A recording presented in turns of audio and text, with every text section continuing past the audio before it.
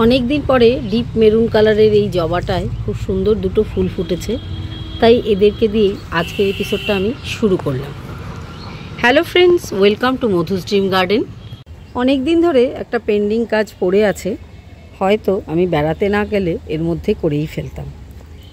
তা আজকে আমার পার্লারের ছুটির দিন, আজকে আমি একটু বেশি কাজ পার্লারের যেহেতু থাকে না, তো গাছের পিছনে আমি সেই সময়টা দিই। আজকে যে বিশেষ কাজটা আপনাদের সঙ্গে শেয়ার করব সেটা হচ্ছে গোলাপ গাছে কাটাই ছাটাই। তো দেখতে পাচ্ছেন কত সুন্দর ফুল হচ্ছে, কিন্তু তার মধ্যেও আমাকে কাটাই ছাটাই করে ফেলতে হবে। তো বন্ধুরা সঙ্গে থাকুন আর দেখতে থাকুন কিভাবে আমি গাছগুলোকে কাটাই ছাটাই করছি। সবার আগে যেটা করতে হবে, এই ফোটা ফুলের মায়া ত্যাগ করে এগুলোকে গাছের থেকে সবার আগে আলাদা করে দিতে হবে। ফুলগুলো কেটে নেওয়ার পরে আমি এখন যেটা করে নিচ্ছি, হাতে গ্লাভস পরে নিচ্ছি। এছাড়াও আমার ওপরের হাতে অলরেডি একটা জিনিস পরেছি আমি, উপরের যে ঢাকাটা করার জন্য, কারণ গোলাপ গাছে থাকে কাঁটা, সেইটাকে সবসময় নজরে রাখতে হবে। আর যেটা নিয়ে নিয়েছি একটা স্টেরিলাইজ করা এরকম কাটার, যেটার মাধ্যমে আমি ডালগুলোকে কাটবো। স্টেরিলাইজ অবশ্যই করে নিতে হবে যাতে এর থেকে কোনো ফাঙ্গাল এফেক্ট না হয়, কিছু নেই, ঠিক আছে। এবারে যেটা লক্ষ্য করার বিষয় হচ্ছে, আমি কোথা থেকে ডালগুলো আগে কাটা শুরু করব। সবার আগে আমি এই যে ডগার যে ডালগুলো আছে লম্বা লম্বা শেপে, সেগুলোকে আগে কাটবো। খুব সাবধানে কাটতে হবে, হাতে যেন কোনোরকমভাবে কাটা না বেঁধে যায়, সেটা লক্ষ্য রাখতে হবে।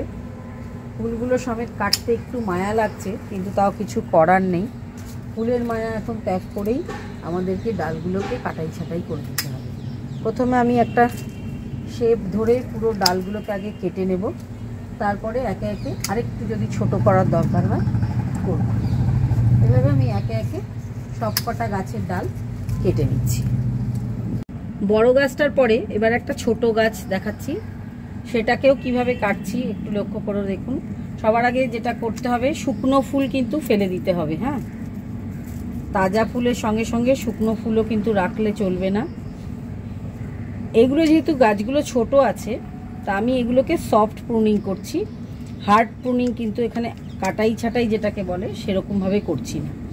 ছোট ছোট ডালগুলো আমি কাটছি যাতে যেটুকুনি বেড়েছে সেইটুকুনি যাতে আবার ঠিকঠাক হয়। আর যে একটা ডাল যেটা একটু বড় ছিল সেটাকে আমি মাঝ বরাবর এইভাবে কেটে দিলাম। ব্যাস, ছোট গাছটাকে আমার এইটুকুনি কাটাই ছাটাই করলেই যথেষ্ট। সঙ্গে সঙ্গে দাঁড়াও, এইভাবে আমি একে একে বাকি যে গাছগুলো আছে সেইগুলোকেও এইরকম সাইজ করে আগে কেটে নেব। অনেকগুলো গাছে কাটাই ছাটাই করতে হবে, তাই একটু ফাস্ট ফরওয়ার্ড করে নিয়ে কাজটা আমি করে নিচ্ছি। তার গোলাপ গাছ যখনই করবেন হাতে গ্লাভস কিন্তু পরে নিতে হবে, কাটা বিঁধে গিয়ে অনেক সময় সেফটিকও হয়ে যেতে পারে। তো সেই জন্য নিজের সেফটিটা কিন্তু সবার আগে খেয়াল রাখতে হবে। তো একে একে আমি সব কটা গাছই এইভাবে কেটে নিচ্ছি। সময় সাপেক্ষ ব্যাপার, কিন্তু তবুও একই দিনে করতে পারলেই কাজটা ভালো হয়। সব কটা গাছ এক হাইটে আমার কাটা হয়ে গেছে। তারপরেও অনেক সময় কি হয়, সরু সরু ডালগুলো থেকে যায়, সেগুলো আবার আমাদেরকে পরে একটু কেটে ফেলতে হবে। যেগুলো একটু অসমান ছিল সেগুলোকেও একটু একটু করে বাদ দিয়ে দিতে হবে। এইভাবে সম্পূর্ণ কাটার পরে আর একটা বিশেষ কাজ এখানে করে নিতে হবে, সেটা হচ্ছে ফাঙ্গিসাইডের প্রলোভ দিতে হবে এই কাটা জায়গার উপর দিয়ে। তা আমি এখানে একটা মগের মধ্যে খানিকটা ফাঙ্গিসাইড গুলে নিয়েছি। এইটা হচ্ছে ইন্দ্রোফিলের M45। তা আপনাদের কাছে যেই ফাঙ্গিসাইডটা আছে সেটা দিয়েও আপনারা কাজটা করতে পারেন। এবারে যেটা করতে হবে, একটা ব্রাশের মাধ্যমে আমি একটু করে ফাঙ্গিসাইড নিয়ে প্রত্যেকটা ডগার যে কাটিং পোর্শনগুলোর মাথায় মাথায় দিয়ে দেব। গোলাপ গাছের একটাই সমস্যা, সেটা হচ্ছে ফাঙ্গাল অ্যাটাক আর মাকড়ের উৎপাত। এই দুটো থেকে গাছকে এখন খুব যত্ন করে বাঁচাতে হবে। সেজন্য আমি প্রত্যেকটা ডগার মাথায় মাথায় আপাতত ফাঙ্গিসাইডের প্রলেপ দিয়ে দিচ্ছি। আমি এবারে আমার গোলাপ গাছগুলো শুধুমাত্র স্টেম কাটিংই করব, কারণ গত বছরে আমি সব 10 ইঞ্চি পটে বড় গাছগুলোকে রিপোর্টিং করেছিলাম। আর ছোট গাছগুলো এখন খুবই ছোট, আপাতত রিপোর্টিং করার দরকার নেই। সেই জন্য ছোটো গাছগুলো আমি সফট প্রুনিং করে ছেড়ে দিয়েছি, আর বড় গাছগুলোকে কাটাই ছাটাই করে ফাঙ্গিসাইডের প্রলেপ লাগিয়ে দিয়েছি। এবারে আমি যেটা করব, কিছুটা ফাঙ্গিসাইড জলে গুলে নিয়ে সমস্ত গাছের গোড়ায় গোড়ায় সেগুলোকে ঢেলে দেবো, যাতে রুট থেকেও কোনো ফাঙ্গাস অ্যাটাক না হতে পারে গাছগুলোতে, সেইটা কিন্তু অবশ্যই দেখতে হবে। তো গোলাপ গাছ যদি আপনারা নতুন কেনেন তাহলে কিন্তু কাটাই ছাটাই করার কোনো প্রয়োজন নেই। এই রকম আমি যেরকমভাবে ছোট গাছগুলো কাটলাম সফট প্রুনিং করে নিয়ে রিপোর্টিং করে দেবেন। আর যদি কারো বড় গাছ থেকে থাকে তাহলে কিন্তু একটু ডাল কাটাই ছাটাই করে দিলে আবার যে নতুন নতুন ডালগুলো বেরোবে তাতে খুব সুন্দর সুন্দর ফুল আসবে। কারণ কি, পুরনো গোলাপ গাছের ডাল রেখে দিলে অনেক সময় মাকড়ের প্রচণ্ড পরিমাণ অ্যাটাক হয়। এই যে পাতাগুলো দেখতে পাচ্ছেন জ্বলে জ্বলে গেছে, এগুলো কিন্তু সব মাকড়ের অ্যাটাকের ফলেই হয়েছে। এইগুলোকে খুব ভালোভাবে সারিয়ে ফেলে দিতে হবে। আর আবার একটা দুটো দিন বাদে আমি এখানে মাকড়ের পেস্টিসাইড স্প্রে করব, যেরকম কাকা, সুপার সোনাটা, কনফিডার, এরকম ধরনের যে পেস্টিসাইডগুলো আছে সেগুলো 1 লিটার জলে 1 থেকে 1.5 ml গুলে নিয়ে সমস্ত গাছগুলোতে স্প্রে করে দেবো। আজকে যেহেতু ফাঙ্গিসাইডের প্রলেপ দিয়েছি, আজকে আর আমি মাকড়ের ওষুধ ওই জন্য দেবো না। প্রতি বছর অক্টোবর মাসে মাঝামাঝি থেকে শেষের পর্যন্ত এই কাজটা গোলাপ গাছে করতে হয়, তাহলেই নভেম্বর মাসে কচি কচি ডাল বেরিয়ে খুব সুন্দর সুন্দর ফুলের কুড়ি আসতে আরম্ভ করে। আমার কিছু কিছু গাছের ডাল কয়েকদিন আগে কেটে দিয়েছিলাম, তো সেখান থেকে কিন্তু অলরেডি লাল পাতার দেখা দিতে আরম্ভ করেছে। এরকমভাবে আমি আশা করছি আমার সমস্ত গাছের ডালগুলো থেকেই নতুন পাতার আগমন হবে এবং পুরো শীতকাল জুড়ে খুব সুন্দর সুন্দর ফ্লাওয়ারিং করবে।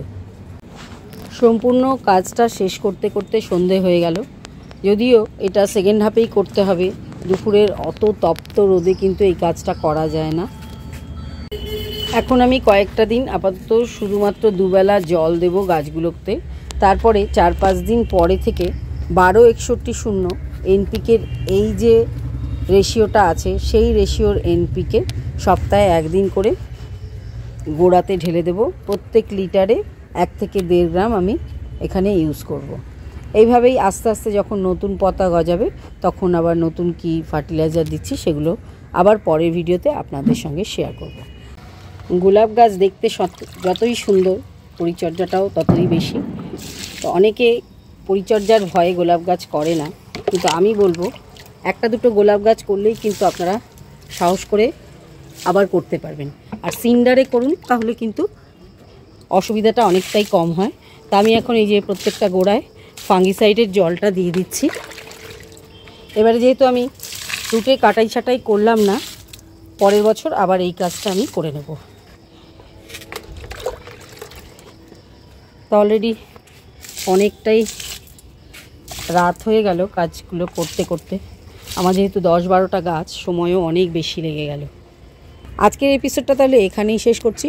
গোলাপ গাছের কাটাই ছাটাই যদি কারোর এখনও বাকি থেকে থাকে, আপনারা কিন্তু অক্টোবর মাস জুড়ে এটা করে নিতে পারেন। তাহলে দেখা হবে আবার পরবর্তী এপিসোডে এরকমই কোনো নতুন টপিকস নিয়ে।